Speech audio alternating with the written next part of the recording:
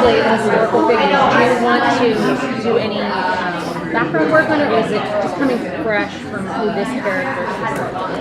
Look, I knew exactly who Doc Holliday was. I mean, I knew from my generation. I had seen Valkyrie, I had seen Tombstone. You say I'm your Huckleberry, and I know it. I've seen that movie 100 times, like everybody else. Great movie, great portrayals.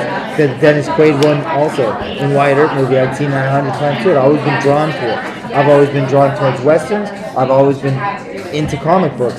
This was a chance to play Doc Holliday in a show based on a comic book. I literally, my dream meter was in full-on maximum.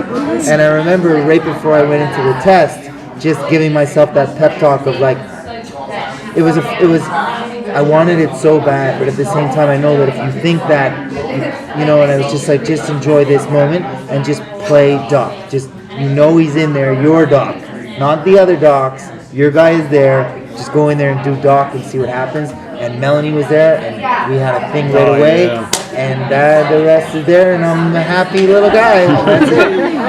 And Beau, at what point did you decide it's time for Doc? Like, did you see Tim's audition, or? I saw Tim's audition, as a matter of fact. He looked pretty suave in it. He wasn't quite as hairy as he is now.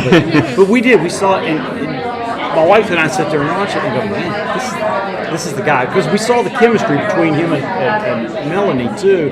But it just hit, and my first thoughts were, okay, we're going to start the comic book series in February. You're going to get Doc in there first issue. I mean, I personally, Tim and I share a lot of the same interests and likes, and I said, I've got to get him in there ASAP, and he's got to have some killer dialogue right off the bat. So you're going, is this guy trustworthy? Is he not? And he's sitting there talking to Dawes. Dawes has his hand in his jacket, in case he has to shoot. Even though they know each other, I may have to shoot him at the same time. Doc has a Derringer popped down like here going, let me shoot this guy. Yeah. So I wanted that relationship, and it was just like Emily gave me all these gifts, and I'm just, giddy as could be. I do a little dance on the table, but it'd be pretty ugly. So.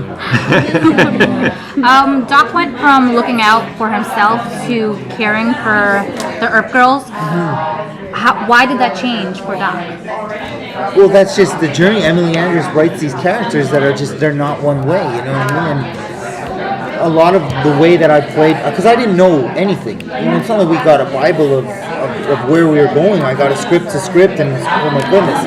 So the only thing that I knew the way I played Doc from the get-go was I knew that I was stuck in this well for 135 years, and I knew who put me there. That much I knew. So I played him hell-bent on revenge. That was the only note that I gave myself. You know what I mean? I let other relationships come from it, but at the end of the day, my goal was to get to the witch. And if Winona was in my way, I was going to get her. I didn't care. Even though we developed something at that point, I didn't know where we were going with that. Young Waverly, get out of my way. Dolls, get out of my way. Getting that witch, getting that witch, getting the witch.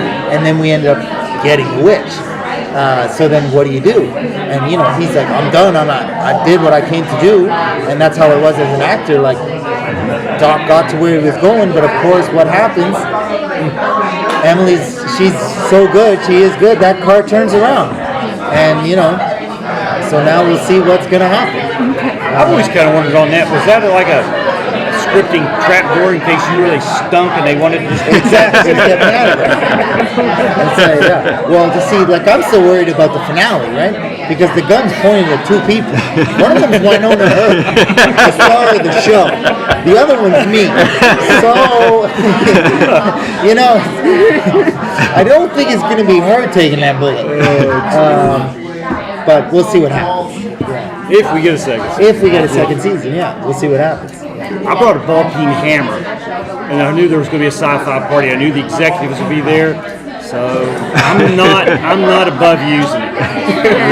I've done that stuff before. Tim, maybe you can talk a little bit about being the big comic book guy and all your whole life. The moment when you found out or got the call that you were coming here.